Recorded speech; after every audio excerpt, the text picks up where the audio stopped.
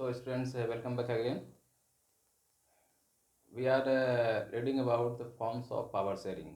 Power sharing के कौन कौन से फॉर्म्स होते हैं, पावर को कहाँ कहाँ पर कितने डिविजन्स में किन स्टेजेस में शेयर किया गया है, इसकी स्टडी हम लोग इस समय कर रहे हैं। तो लास्ट डे मैंने आपको बताया था कि फर्स्ट नंबर में, पहले नंबर में पावर को गवर्नमेंट के डिफरेंट ऑर्गन्स में शेयर किया गया है।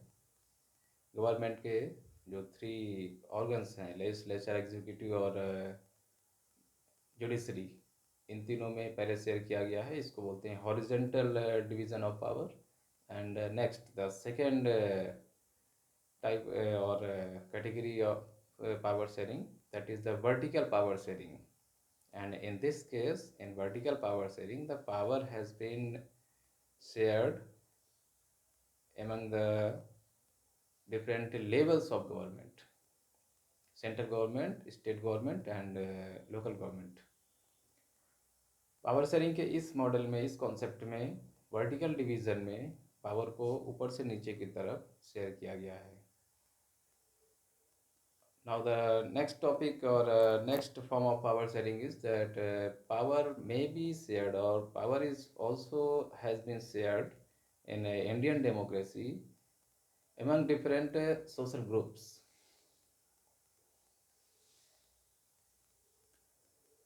पावर को बहुत सारे सोशल ग्रुप्स में, सामाजिक संगठनों में, सामाजिक समूहों में भी डिस्ट्रीब्यूट किया गया है।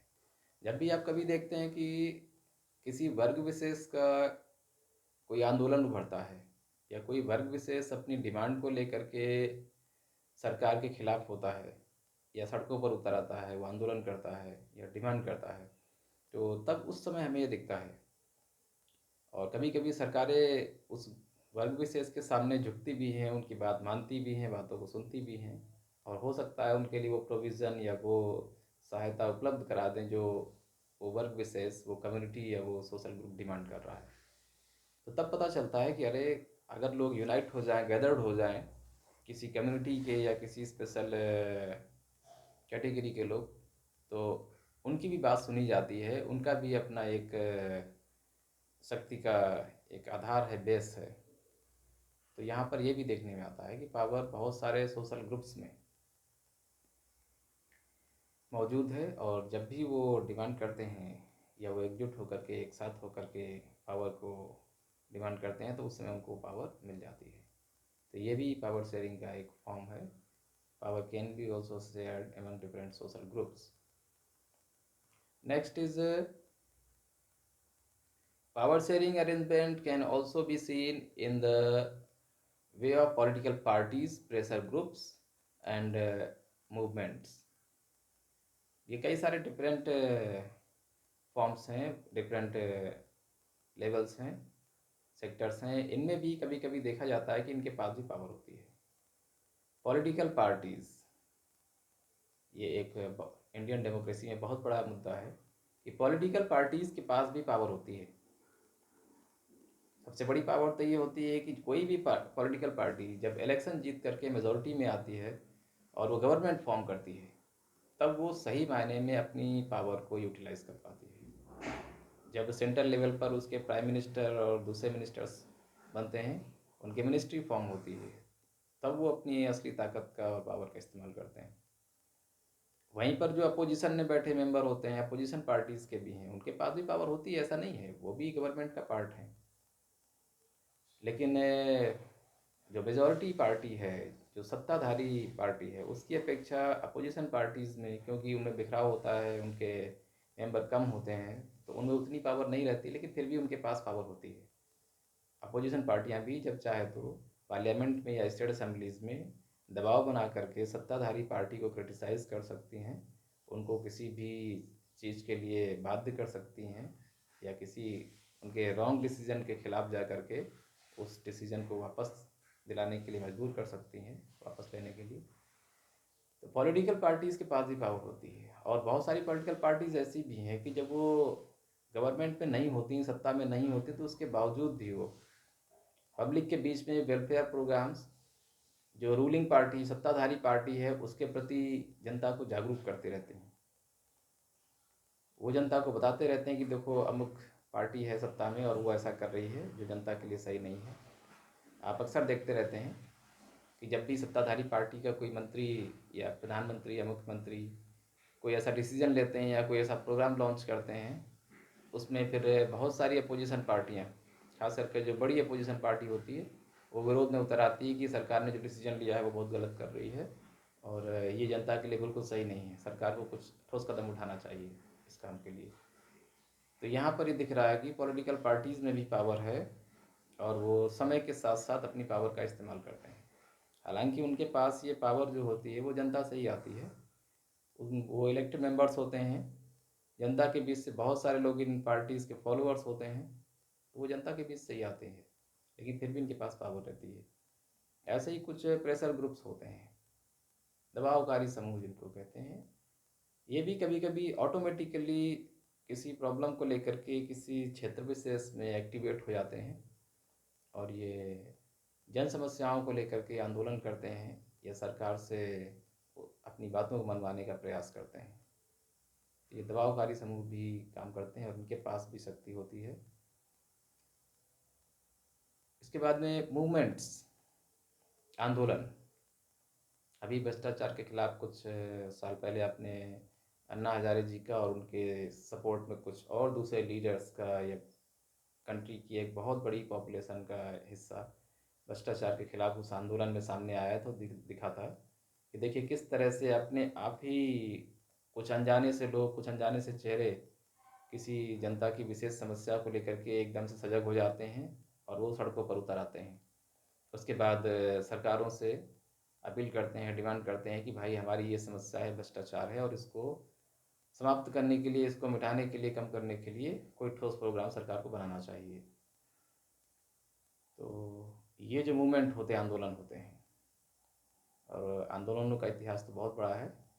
किसान आंदोलन, मजदूर आंदोलन से लेकर के भारतीय राष्ट्रीय जो स्वतंत्रता का आंदोलन था, उसमें आपने देखा कि आंदोलन के पास ये आंदोलन करना ये एक बहुत बड़ी ताकत होती है डेमोक्रेसी में। और आपको पता होना चाहिए कि मूवमेंट अपनी बात के लिए या अपने अधिकारों के लिए एक प्रेस्क्राइब्ड और जो लीगल वे है उसको अपना करके आंदोलन करना, ये सिटीजन्स का इंडिया में लीगल राइट है।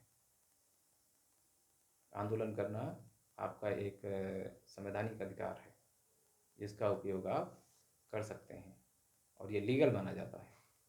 जहाँ पर हिंसा और या किसी तरीके से जन सुविधाओं को या जन सामान्य के जीवन को डिस्टर्ब करके अपनी बातों को रखना या मनवाना ये इलीगल है, वहीं पर आप देखिए कि अपनी बात के लिए, अपने अधिकारों के लिए आंदोलन करना, एक अहिंसक आंदोलन, ये पूरी तरीके से लीगल है और ये संविधान सम्मत है।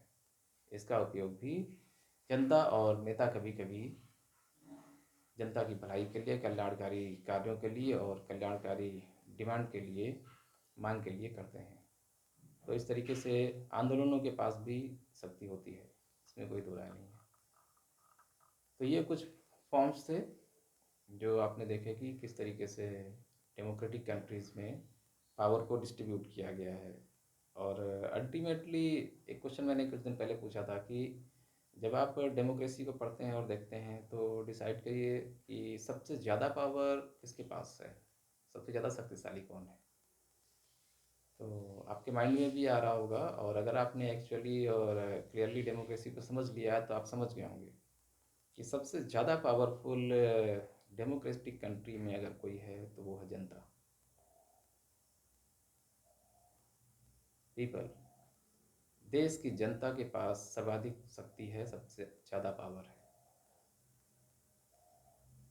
आपने देख लिया है कि सरकार को बनाने से लेकर के सरकारों को हटाने तक, उसके बाद आंदोलनों के माध्यम से अपनी बात को मनवाने तक, ये सभी चीज़ें इस बात को स्पष्ट कर रही हैं कि अल्टीमेटली जो शक्ति है, जो पावर है, वो सबसे ज़्यादा जनता के पास ही है।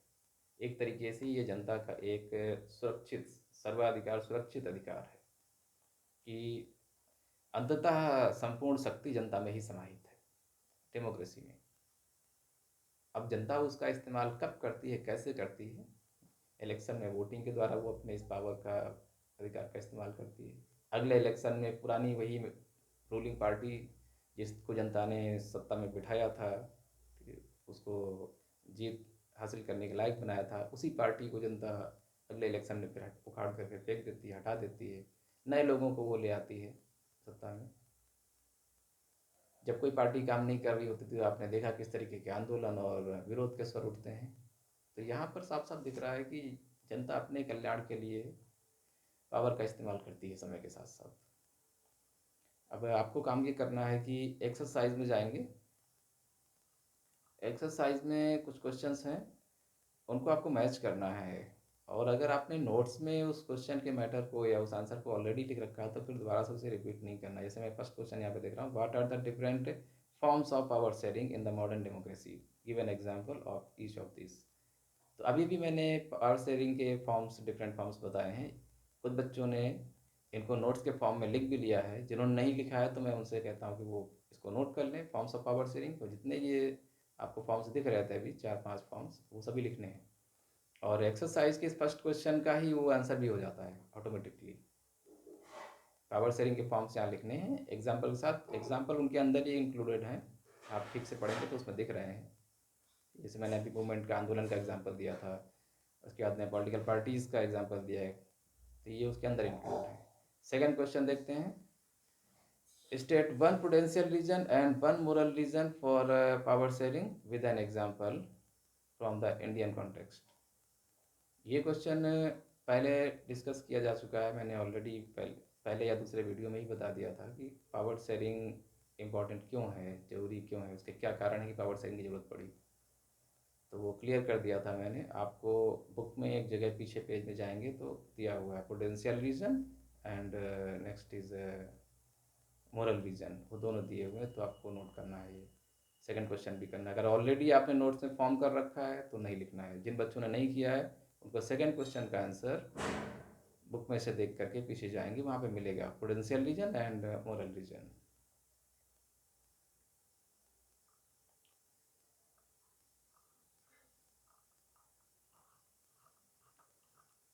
ओके, थर्ड क्वेश्चन से हम लोग नेक्स्ट डे अगले दिन डिस्कस करेंगे, और जिन बच्चों को अगर समझ में आ रहा हो कि अपने आप कर सकते हैं तो वो कर लेंगे। तो अभी तक के लिए इतना ही काफ़ी, फिर मिलेंगे। Thank you.